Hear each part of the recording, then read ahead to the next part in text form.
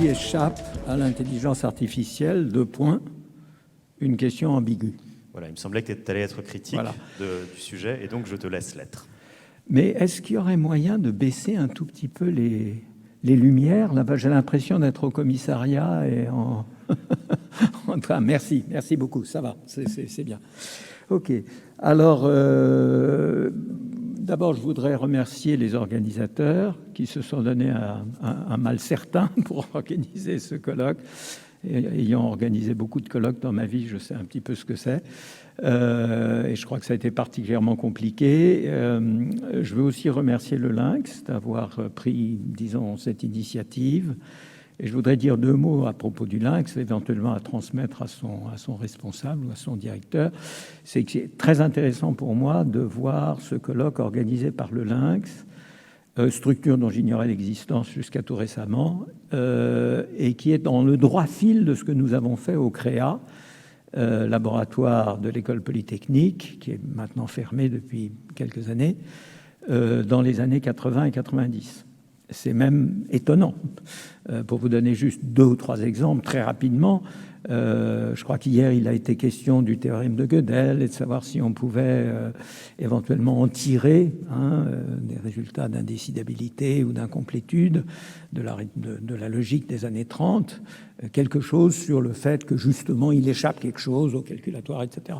Eh bien, moi-même, j'ai rejoint le CREA lorsque Jean-Pierre Dupuis, qui était le directeur, le cofondateur et le directeur du CREA à l'époque, m'avait demandé à moi, en tant que logicien mathématicien, en principe spécialiste de ces questions-là, de faire un exposé justement sur cette question-là, parce que c'était le moment où justement Lucas, dont j'ai parlé hier, le philosophe J.R. Lucas, avait justement cherché à formaliser cette intuition qu'avaient beaucoup de gens à l'époque, que le théorème de Gödel montrait qu'il y avait quelque chose dans la pensée qui échappait au calculatoire. Donc c'est comme ça. Alors donc j'ai fait mon exposé et puis Jean-Pierre Dupuis m'a dit voilà, tu devrais nous rejoindre. Et j'ai dit banco.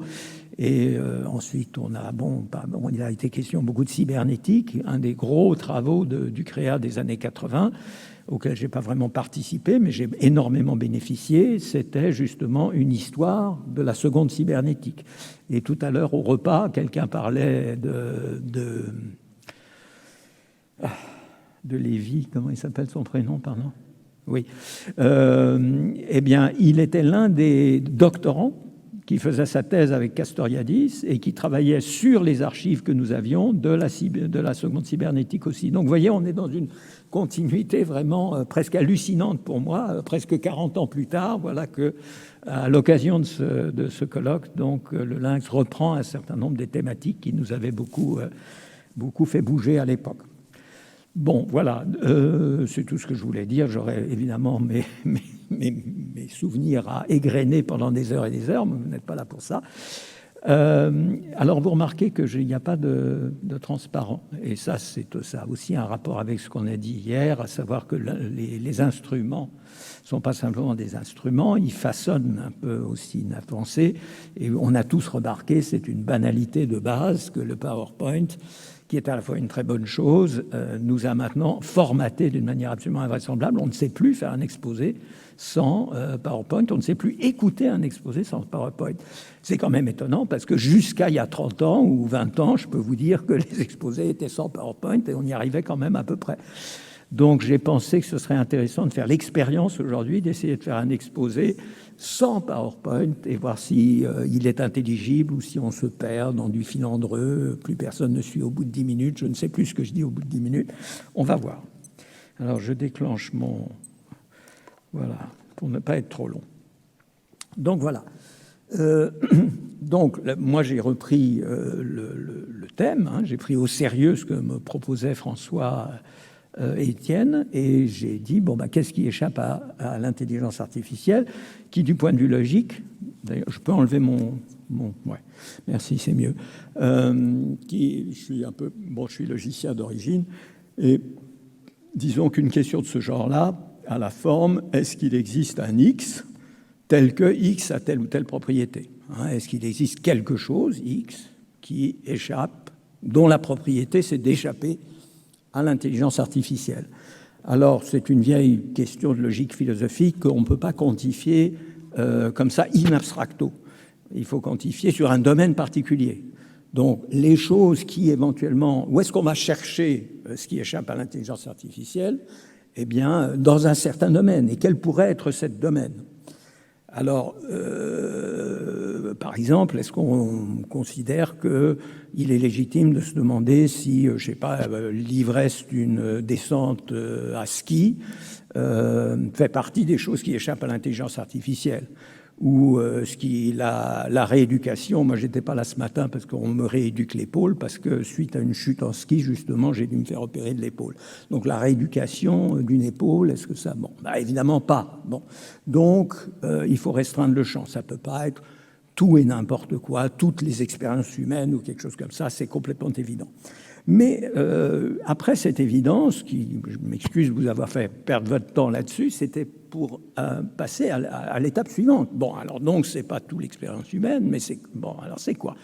Alors en gros, la réponse standard, c'est...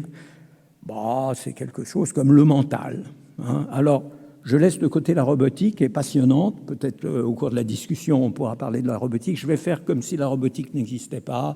Je ne vais pas parler de ce qu'est la robotique intelligente et dans quelle mesure il faut modifier le propos. Je me replace d'ailleurs dans ce qui a été l'IA historique et qui continue quand même d'être le mainstream de l'IA, c'est-à-dire une IA non incorporée, une IA, disons, purement mentale. Alors, est-ce que c'est tout le mental? Alors là, on arrive à des questions que vous connaissez, pour beaucoup d'entre vous. Donc, il y a un petit peu, je dirais, dans un premier temps, deux conceptions. La première conception, héritée de la grande tradition de la psychologie, celle de William James, par exemple, ce serait que le mental, c'est ce que James appelait parfois « conscious mental life », c'est-à-dire la vie mentale consciente, le flux mental, c'est ça le domaine, n'est-ce pas? Donc ça inclut évidemment des choses telles que la conscience, le sens, ce qu'on appelle parfois, les philosophes appellent les qualia, c'est-à-dire le sentiment que vous faites de boire un bon verre de vin ou de mordre dans une pomme ou de vous rendre compte que vous êtes en train de tomber et de faire une chute catastrophique en ski, c'est aussi un qualia assez fort, les émotions, les humeurs, etc. Alors, bien sûr, comme vous le savez tous très bien, la question de savoir si, on a parlé de Searle hier et de la chambre chinoise, de savoir si la conscience, les émotions, les qualia, etc., sont indispensables, ou si on peut les laisser de côté, ou si l'intelligence artificielle, à un certain niveau de développement, arrivera finalement à nous rendre ce qui nous manque, à savoir la conscience, les émotions, les qualia, etc. Alors, moi je dirais, d'abord, je laisse de côté parce qu'on ne peut pas traiter de tout en une demi-heure, et aussi parce que ça a été très discuté. C'est un peu sans espoir. Hein. Cette discussion est un peu sans espoir. Ça fait 40 ans ou 30 ans que ça dure. Et malgré toutes sortes de propositions ingénieuses du côté de l'IA, du côté de la philo, on n'a pas vraiment apporté une réponse très satisfaisante à cette question. Et puis, ce n'est pas dans l'esprit de l'IA des origines et ce n'est pas dans l'esprit non plus de l'IA mainstream aujourd'hui à laquelle on a toute raison de s'intéresser. Hein, c'est un peu comme demander à un joueur d'échecs d'être aussi un bon présentateur de télé ou un boxeur ou des choses comme ça. Oui, on peut lui demander, mais perdons pas notre temps. En tout cas, pas aujourd'hui. Alors, donc, si on laisse de côté cette définition ou cette caractérisation du social, qu'est-ce qui va nous rester? En gros, le mental, c'est la cognition au sens des sciences cognitives. Alors, cette deuxième réponse est plus plausible pour deux raisons qui n'en sont qu'une, en fait. La première, c'est que, vous le savez bien, l'intelligence artificielle et les sciences cognitives sont nées au même moment. Elles sont jumelles, elles sont même jumelles siamoises, n'est-ce pas, pour Herbert Simon, par exemple. C'était vraiment deux faces d'un même projet. Hein. Donc, historiquement, ça paraît plausible de dire, au fond, ce qu'on entend par le mental, c'est ce que les sciences cognitives entendent par cognition. Et puis, une autre manière d'illustrer le même point, c'est de se référer à la définition que Dan Oscherson donne de ce qu'est la cognition et les sciences cognitives. Alors, pour ceux qui ne le connaissent pas forcément. Dan Oscherson est un psychologue de toute première bourre, désormais émérite professeur à Princeton, qui est venu en France dans les années 80 et qui a joué un certain rôle pour façonner un petit peu les sciences cognitives en cours de structuration, un effort auquel participaient plein de gens, Changeux, Berthoz, Michel Imbert, un peu moi-même, etc. Et voilà ce que... Alors, Oscherson est aussi le main editor, le chief editor, le directeur de collection d'un énorme manuel, plutôt d'un traité de sciences cognitives paru dans les années, je pense, fin des années 90 à MIT Press, et qui s'appelle l'Encyclopédie des sciences cognitives en 4 énormes volumes. Et voici comment il définit les sciences cognitives dans la préface à l'introduction à un de ces volumes. Il dit la chose suivante: Cognitive science is the study of human intelligence in all of its forms, from perception and action to language and reasoning. The exercise of intelligence is called cognition. Donc, vous voyez, sans faire une analyse compliquée de cette définition, vous voyez qu'il y a un très étroit, une connexion, une identité essentiellement entre intelligence et cognition, exercice de la cognition, avec l'idée que la cognition, alors dans un autre registre remontant au Moyen-Âge, la cognition était à la connaissance, que la volition était à la volonté. Et là, disons que la cognition est à l'intelligence, que la volition, c'est l'intelligence en acte, en quelque sorte. Donc voilà, il y a vraiment un lien très profond entre la notion d'intelligence qui flotte dans l'expression intelligence artificielle et dans le développement du programme de recherche et de la recherche des fondements de l'intelligence artificielle. Alors, qu'est-ce que ça nous donne comme sur le plan de l'intelligence? Remarquez que c'est vraiment, si on regarde la pratique des sciences cognitives, qu'est-ce que font les sciences cognitives? Elles prennent une faculté ou une fonction et essayent d'en rendre compte dans les termes acceptables de la théorie de du processus, du traitement de l'information, éventuellement avec une traduction du côté de la réalisation, soit in vivo, soit in silico. Et donc, à chaque fois, il s'agit véritablement d'étudier un système ou des systèmes qui sont capables de résoudre des problèmes. Alors, accrochons-nous bien à cette idée de résolution de problèmes, on va y revenir. Alors, les problèmes, c'est, par exemple, vous comprenez ce que je dis, vous résolvez ce problème, il y a un flux sonore, vous résolvez le problème, comment est-ce que vous y êtes arrivé?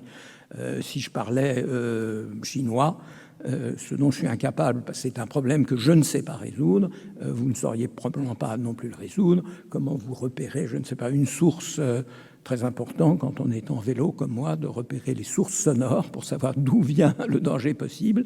C'est un problème extrêmement délicat et eh bien, premièrement, le cerveau le résout et deuxièmement, les spécialistes montrent, savent, comprennent comment ce problème est résolu et éventuellement peuvent le faire résoudre à un système artificiel.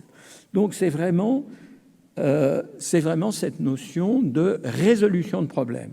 Si bien que le premier sens de la question, j'ai dit que la question était ambiguë, je vais y revenir, donc le premier sens, on va voir un deuxième, c'est: y a-t-il des problèmes dont la solution échappe à l'intelligence artificielle?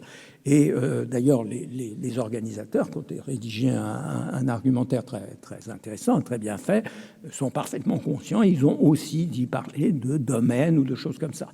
Mais donc, moi, je précise, y a-t-il des problèmes dont la solution échappe à l'intelligence artificielle? Alors, comme vous savez, il y a une longue tradition depuis le livre de Hubert Dreyfus, depuis l'idée que jamais on n'arrivera, par exemple, on a pu battre le champion du monde des échecs, mais alors le Go, on n'y arriverait pas pour toutes sortes de raisons, c'est holistique, etc. Et puis finalement, il a été finalement résolu. Alors ça a donné lieu dans les années 70, 80 encore, à des débats un peu sans fin entre des gens qui disaient, tel type de problème échappe à l'intelligence artificielle pour telle ou telle raison, Ils cherchaient à développer des arguments. Et puis en face, des gens qui étaient en général des spécialistes d'intelligence artificielle qui disaient « Écoutez, arrêtez de nous embêter, vous n'avez pas vraiment d'arguments solides, c'est ce que vous dites, mais on l'a toujours dit que telle technologie n'arriverait pas, je ne sais pas, qu'on n'arriverait pas à faire circuler une voiture à plus de 30 à l'heure, ne serait-ce que parce que les gens en la conduisant seraient décapités, par exemple. » Enfin, on a dit toutes sortes de choses comme ça, puis finalement, on y est arrivé, donc arrêtez de nous embêter. Et c'était un peu un débat sans fin, finalement, même si il était intéressant, mais il était non concluant. Donc voilà, premier sens de la question, y a-t-il des problèmes dont la solution échappe à l'intelligence artificielle? Alors maintenant, je vais essayer de développer le deuxième. Alors jusqu'à présent, je pense que vous m'avez tous suivi, c'est assez simple. Là, je m'aventure dans quelque chose qui va être un petit peu, pas plus difficile, mais plus sujet à polémique, donc on aura l'occasion de discuter probablement. Je vais m'élever contre cette monopolisation du champ thématique ou conceptuel par le problème. Et de manière générale, j'ai une dent qui m'a poussé il y a très longtemps. Ça a été mon premier article de philo il y a très longtemps, alors que je n'étais vraiment pas encore un philosophe formé, contre ce que j'appelle le panproblémisme, c'est-à-dire cette façon de voir l'activité humaine, mentale, des sociétés, etc., comme une longue suite de problèmes qu'on résout. Et un de mes philosophes favoris, enfin qui a été l'un de mes philosophes favoris, il est un peu moins favori maintenant, Karl Popper, a publié sur la fin de ses jours un recueil d'articles, en fait, je ne sais pas si c'est lui qui avait choisi le titre, et le titre était tout simplement « Toute vie est résolution de problèmes ». Voilà, la vie, c'est résolution de problèmes. Alors ça va bien à beaucoup de gens, ça va bien par exemple à des gens qui épousent une perspective évolutionnaire, par exemple, disons pan-évolutionnaire, parce que l'évolution semble résoudre des problèmes les uns après les autres, n'est-ce pas? Et donc, au niveau de la phylogénèse, comme au niveau de l'ontogénèse, comme au niveau de la vie des individus, eh bien, c'est une longue suite de problèmes. Alors, peut-être je ne suis pas très bon moi-même en résolution de problèmes. J'ai pris cette notion, cette vision des choses un peu en grippe. Alors, donc, je veux reformuler notre question initiale de la manière suivante. Y a-t-il des manifestations d'intelligence qui échappent à l'intelligence artificielle? Y a-t-il des manifestations d'intelligence qui échappent à l'intelligence artificielle? Alors évidemment, si vous estimez que l'intelligence, c'est par définition ou par stipulation la capacité de résoudre des problèmes, évidemment, mon deuxième sens s'écrase sur le premier. Il n'y a pas vraiment de discussion. Donc, il faut que je plaide en faveur de l'idée qu'il y a que l'intelligence, ça ne consiste pas seulement à résoudre des problèmes. Et donc, je conteste que l'intelligence consiste exclusivement à résoudre des problèmes, et je dirais même qu'il y a deux versions de cette vision hétérodoxe des choses. La première version, c'est de dire que la version radicale, c'est de dire que l'intelligence est disjointe, n'a rien à voir avec la capacité de résoudre des problèmes. Alors ça, c'est peut-être un peu extrême, et ce n'est pas aujourd'hui, en tout cas, que je défendrai cette idée. D'ailleurs, je pense que j'y crois pas vraiment.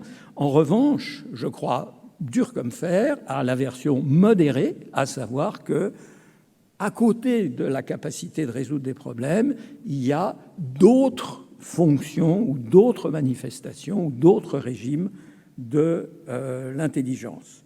Que l'intelligence est autre chose que et comporte, n'est-ce pas, autre chose que la capacité de résoudre des problèmes. Donc me voilà en eau profonde et dans la nécessité de parler de l'intelligence et de ses définitions. Alors je ne sais pas si vous avez une petite expérience de la littérature en intelligence artificielle. C'est wrong way. Commençons pas à parler de l'intelligence. C'est vraiment pas la chose à faire. On va pas s'en sortir, ça sert à rien, etc. On n'en a pas besoin. Donc, si vous voulez, l'attitude raisonnable dans le champ de l'intelligence artificielle et aussi celui de la cognition et je dirais de la psychologie, des sciences cognitives en général, c'est ne parlons pas d'intelligence, s'il vous plaît. Disons qu'il y a différentes façons d'éviter le problème.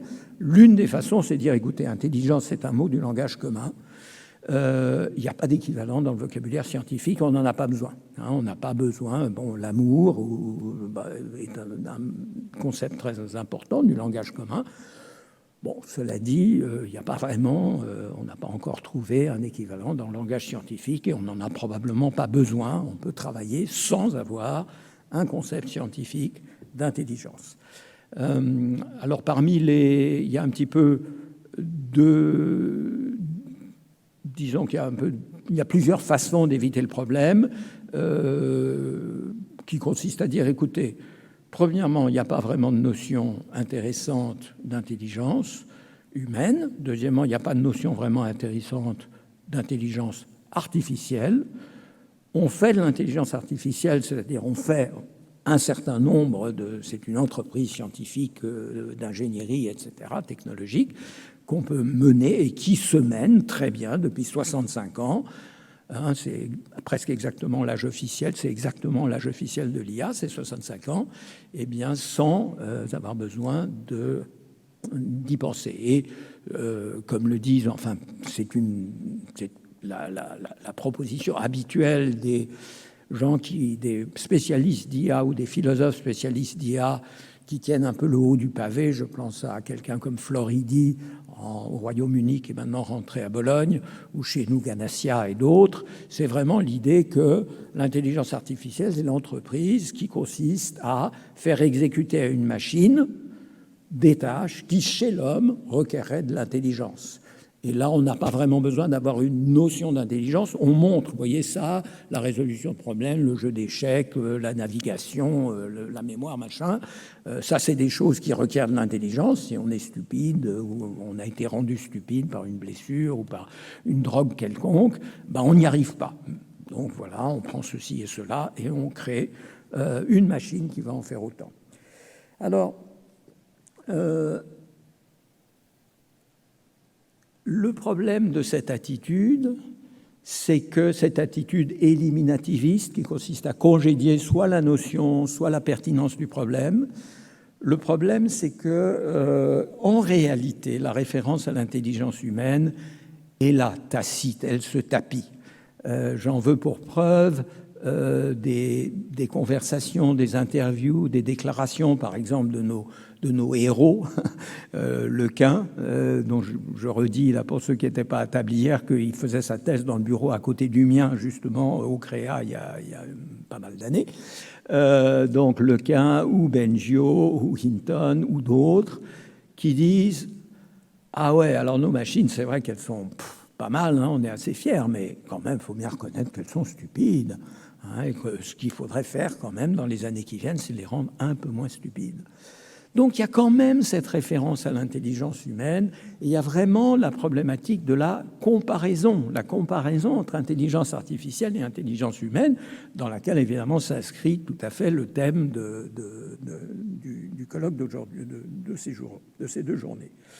La comparaison revient aussi de manière un peu détournée quand on parle d'intelligence générale artificielle. Alors on dit parfois intelligence artificielle générale, mais pour vraiment calquer l'expression américaine, c'est intelligence générale artificielle. On veut une intelligence générale qui est artificielle. Ou alors des thèmes de la superintelligence. Vous savez, cette superintelligence, les algorithmes qui vont prendre la direction des affaires, qui vont d'abord, quand ils auront à peu près atteint notre niveau, puisque nous, on a été capable de fabriquer cette intelligence artificielle qui est à notre niveau va en fabriquer une meilleure, et ainsi de suite, et on va complètement perdre le contrôle de la situation. On sera dans la situation des pucerons qui sont traits par les fourmis, n'est-ce pas? Les fourmis, c'est les algorithmes, et les pucerons, ce sera nous. Donc, dans ces 2 problématiques, intelligence artificielle générale, on dit aussi forte, moi je trouve que ce n'est pas exactement la même chose, mais peu importe, ou donc une intelligence vraiment pleinement comparable à l'intelligence humaine avec la conscience et tout ça, et toutes les capacités de l'intelligence humaine, ou alors même intelligence supérieure à la nôtre, on a ce thème de la comparaison. Donc la comparaison nous cette problématique générale nous force la main, elle nous oblige quand même à revenir à cette fameuse question, apparemment sans espoir, n'est-ce pas, hopeless, de ce qu'est l'intelligence. Alors, il se trouve qu'il y a en fait, tout le monde ne le sait pas forcément parce qu'on ne s'y intéresse pas énormément, il y a toute une littérature maintenant spécialisée, tout un domaine de l'étude de l'intelligence. Vous me direz, ce n'est pas nouveau, depuis Binet, le quotient intellectuel, etc. Alors, nous, on a l'habitude de se moquer du quotient intellectuel, à tort, ce n'est pas une si mauvaise idée que ça, mais peu importe les sources à côté, le fait est qu'il y a des recherches contemporaines sur l'intelligence et toutes sortes de définitions. Et il y a même, peut-être certains d'entre vous le savez, il y a 2 chercheurs d'IA qui se sont posés les mêmes questions que moi et qui sont allés à la pêche des définitions de l'intelligence artificielle. Ils en ont trouvé 87 et il y en a, s'ils avaient cherché un peu davantage et si ce n'était pas tenu à l'anglais, par exemple, ils en auraient probablement trouvé 150 ou 200 ou 300, je ne sais pas. Ce qu'on retire essentiellement, alors quand on regarde un peu ce que j'ai fait, ces différentes définitions, on s'aperçoit qu'il y a quand même pas mal de bonnes idées, enfin ce qui me paraît à moi des bonnes idées, je ne suis pas le premier à avoir de bonnes idées, d'autres avant moi ont eu de bonnes idées, mais que finalement les bonnes idées se perdent et qu'on est toujours ramené à cette idée de la résolution de problèmes, avec des petites améliorations. Ça doit être des problèmes pressants, ça doit être des problèmes importants pour la survie, ça doit permettre une meilleure adaptation, enfin ce genre de choses. Et ça doit être surtout très varié. Il ne s'agit pas justement, pour éviter des intelligences trop spécialisées, on ne veut pas d'idiots savants qui sont très forts aux échecs et qui sont complètement incapables de, je ne sais pas, de cueillir un myosotis pour une fille, par exemple. Donc, voilà, on veut une intelligence capable de résoudre des tas de problèmes pressants, importants pour la survie, etc. Mais c'est toujours, finalement, on revient à cette idée de résolution de problèmes. Alors moi, je vais vous envoyer à la figure ma définition de l'intelligence. Je sais que ça ne va pas forcément passer, ni devant vous, ni dans un public plus large. Moi, je dis que l'intelligence, c'est la capacité de faire face aux situations. Et donc, je donne beaucoup d'importance à cette notion de situation et je veux distinguer soigneusement la notion de situation de la notion de problème. Alors, bien sûr, situation et problème sont encore, c'est comme intelligence, sont des termes du langage commun. Donc, on ne peut pas dire, écoutez, moi je sais, un triangle rectangle, c'est ceci et c'est pas cela. Bien sûr, on stipule, on essaye de regrouper, d'effectuer une sorte de nettoyage de la situation conceptuelle. Je prétends évidemment pas que tout usage de problème et tout usage de situation se conforme à ma distinction. Au contraire, justement, c'est parce que, à cause du panproblémisme ambiant, tout est problème et par conséquent aussi ce que j'appelle situation. Et donc, ce que je cherche à faire, c'est vraiment distinguer problème et situation. Alors, pour moi, un problème, disons, au sens strict, c'est d'abord il est posé. Le problème, ça vient de pro-ballo. Ballo, c'est lancer, jeter devant soi. C'est quelque chose qu'on jette devant soi. On pose le problème.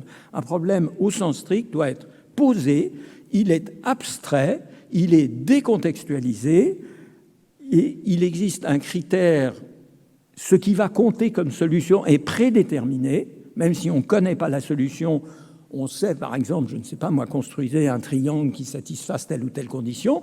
Vous ne savez pas quel est le bon triangle, mais vous savez que quand il aura la propriété dite, il constituera une solution au problème posé. Donc, il doit y avoir une solution unique ou éventuellement un ensemble bien circonscrit de situations, de solutions. Et il faut qu'une fois que la solution est présentée, on puisse vérifier de manière, disons, immédiate ou en tout cas rapide et algorithmique, si vous voulez, on peut vérifier que c'est véritablement une solution au problème posé. Ça, pour moi, c'est un problème. Et là, je crois que je suis en conformité, disons, avec un certain usage, certainement étroit, mais un usage de problème. Alors, la situation, au sens donc strict, parce que là aussi, situation, ça on peut, tout est situation, si vous voulez. Donc, au sens où je l'entends, où je pense qu'il est utile de distinguer le sens, elle s'impose à moi. La situation s'impose à moi, même si j'ai Il y a une interaction, bien sûr, c'est ma situation, mais elle s'impose à moi. Elle est concrète, elle est singulière, elle est dans l'ici et le maintenant. Elle est propre à l'agent qui les vit, c'est ma situation. En ce moment, je suis dans une situation très particulière, vous dans une autre, c'est ma situation. C'est une situation qui est pour moi, qui m'importe à moi, et qui est, disons, qui ne se présente pas comme simplement comme un exercice à trous, comme dans le bled. C'est-à-dire, il n'y a pas 3 petits points où il y a un manque, et ce manque va être la résolution, la réponse à la situation. Justement, une situation n'a pas ce côté précis, en quelque sorte, prédéterminé de ce qui compterait comme une solution, une issue, une suite satisfaisante. Donc, je propose, n'est-ce pas, de considérer que l'intelligence, c'est la capacité à gérer les situations. Alors, gérer les situations, c'est pas très joli, le gérer. Moi, j'aime pas la gestion, mais bon, j'ai pas trouvé d'autres mots. En anglais, on pourrait dire deal with the situation, ou faire face à la situation, do the right thing, faire ce qu'il faut. Voilà. Avec le faire ce qu'il faut n'étant justement pas de l'ordre du problème où il y a un X qui, voilà. Alors, comment est-ce qu'on gère une situation ? Je dirais qu'il y a 2 voies.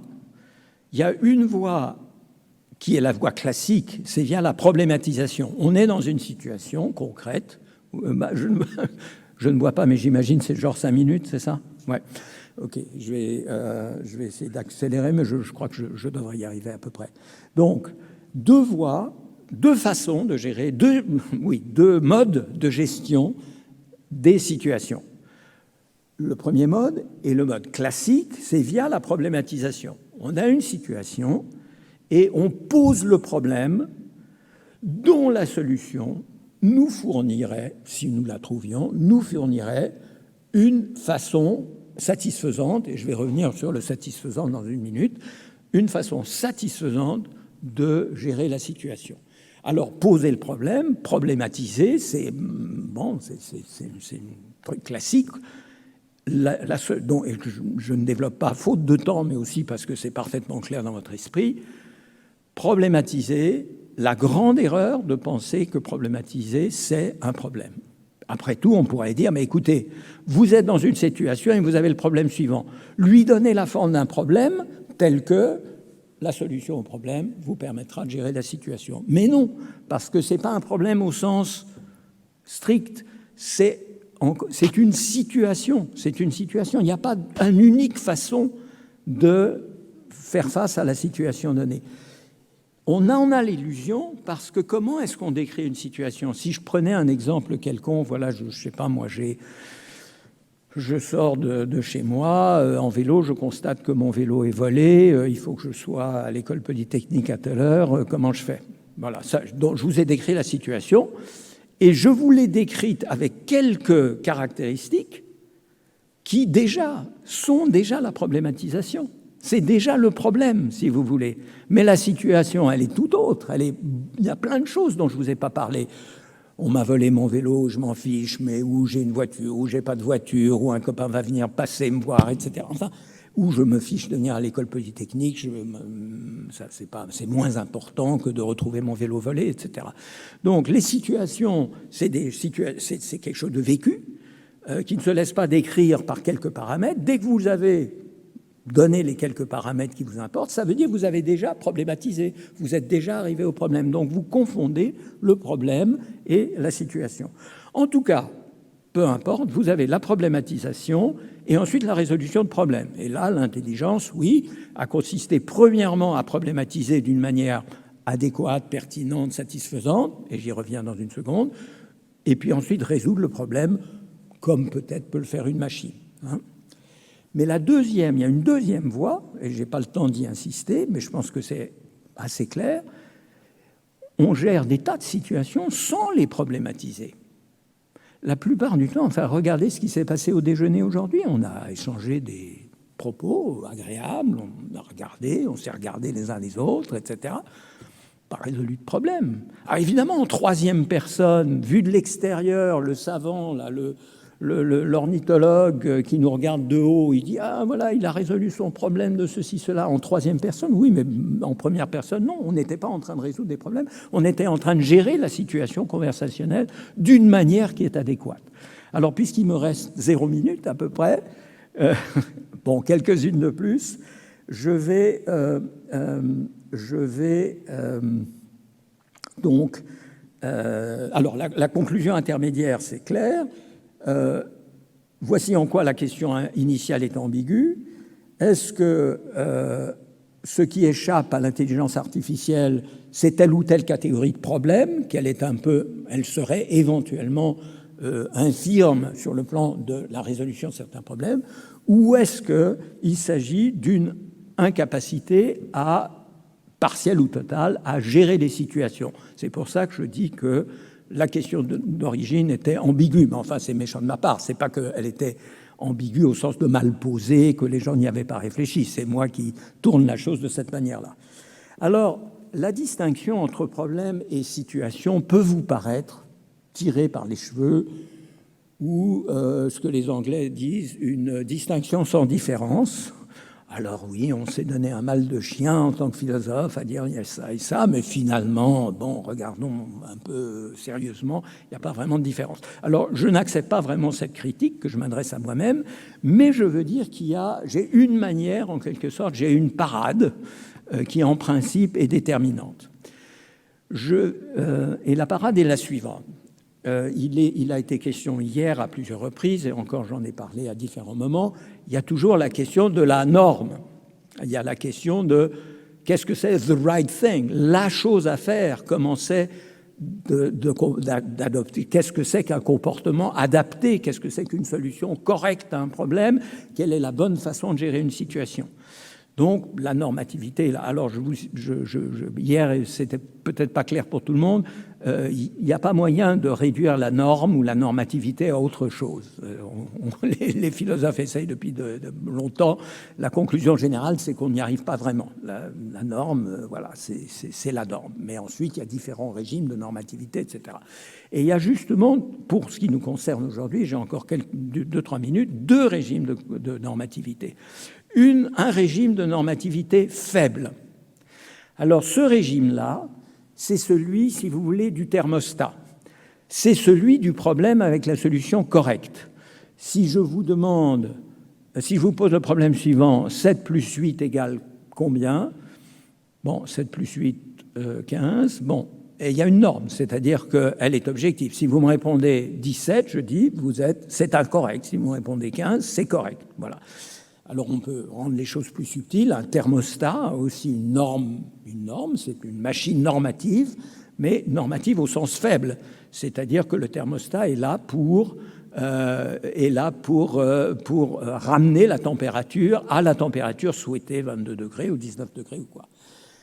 À cette normativité faible, j'oppose une normativité forte. Et la normativité forte, c'est quelque chose qui ne se constate pas objectivement, qui ne se mécanise pas, si vous voulez, qui ne se calcule pas. C'est quelque chose qui est posé dans la discussion, dans le débat, et dont on peut discuter sans fin, même si en pratique, le débat s'arrête au bout d'un certain temps, et parfois très très vite. Je veux dire, si je décide de traverser l'autoroute à pied, le débat va s'arrêter très vite. Ce n'était pas une bonne idée. Et dans la plupart des cas, on est dans cette situation-là. Mais en principe, on peut toujours échanger les raisons. Il y a toute une littérature philosophique récente sur l'idée de l'échange des raisons. Donc la normativité forte, c'est pas quelque chose qui se constate ou qui se calcule, c'est quelque chose dont on peut en principe débattre à l'infini. Et je conclus maintenant, une manière de distinguer la résolution de problèmes de la gestion de situation, c'est que résoudre un problème, trouver la solution correcte relève de la normativité faible, alors que gérer intelligemment ou de manière appropriée une situation donnée relève de la normativité forte, même si dans beaucoup de cas, c'est assez évident ce qu'il faut faire et qu'on ferait tous la même chose, n'empêche qu'on peut toujours en discuter, ne serait-ce que parce qu'on regarde le contexte, qui est infini potentiellement, parce qu'on regarde le contexte temporel. Ce qui est bien dans la semaine n'est peut-être pas la bonne chose dans l'année, et encore moins dans l'espace d'une vie. Donc, il y a toujours place pour une rediscussion infinie, un échange jamais concluant des raisons. Et ma réponse à la question initiale, qu'est-ce qui échappe à l'intelligence artificielle? Alors, dans l'interprétation numéro 1, je dirais qu'à mon avis, aucun problème n'échappe à la compétence de l'intelligence artificielle, ne serait-ce que, là j'ai pas le temps de développer, parce que les règles du jeu changent tout le temps. Si vous regardez l'IA depuis le début, symbolique, en passant par les systèmes experts, le deep learning et bien d'autres choses, les règles changent tout le temps. Donc, je ne pense pas qu'on puisse dire aujourd'hui tel problème ne sera jamais résolu par l'intelligence artificielle. Et pour la deuxième interprétation de la question, à savoir, est-ce que l'intelligence artificielle, est-ce qu'il existe des situations qui échappent, dont la bonne gestion échappe à l'intelligence artificielle? Je dis toutes. Rien n'appartient à l'intelligence artificielle dans ce domaine, parce que l'intelligence artificielle n'est pas faite pour gérer des situations. Voilà, c'est tout. Je vous remercie.